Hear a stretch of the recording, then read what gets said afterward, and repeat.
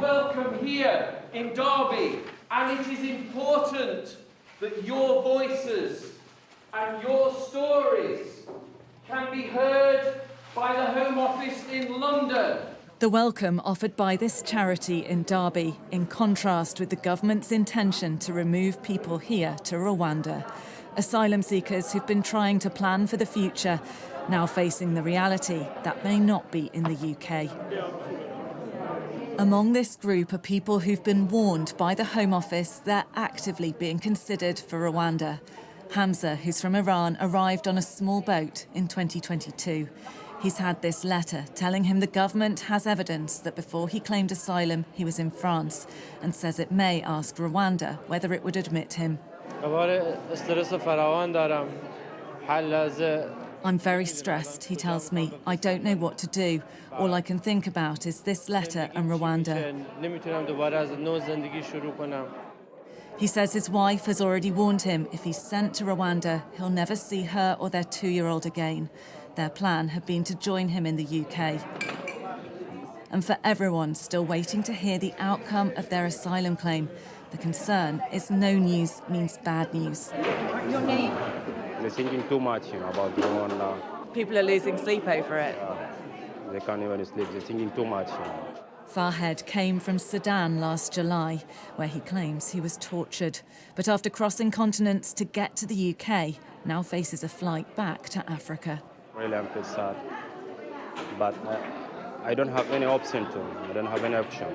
I can't do anything. Just I will be patient. What is it about Rwanda that makes you feel that you don't want to go there?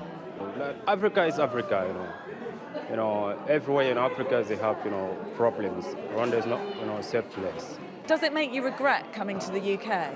Yeah, if before I came here, you say that, they sent to me in Rwanda, I never come here. Fatima says she doesn't regret leaving Afghanistan. She came over on a small boat with her sister last summer. I fled my country in order to be safe, Otherwise, I'm gonna killed by Taliban. Because while I was in Afghanistan, I worked with American, people, and I studied in American universities. How do you feel that you could now get sent to Rwanda? It's really unfair. While I heard about this news, I become really locked. I can't see nothing because it is not fair, especially for the one who came from Afghanistan. Outside the meeting, Masood, who's from Iran, reveals an email he's had from the Home Office confirming his asylum claim has been referred to the third country process, meaning he too is being considered for Rwanda. Would you have come to the UK if you'd have known you could end up in Rwanda? Never. Never. Do you think it will stop other people coming now? Yeah. I say to all asylum, don't come into UK. His words could be seized on by the government as evidence the Rwanda plan will work as a deterrent. But the Prime Minister also needs it to work as a vote winner. And in Derby city centre, we found feelings are mixed.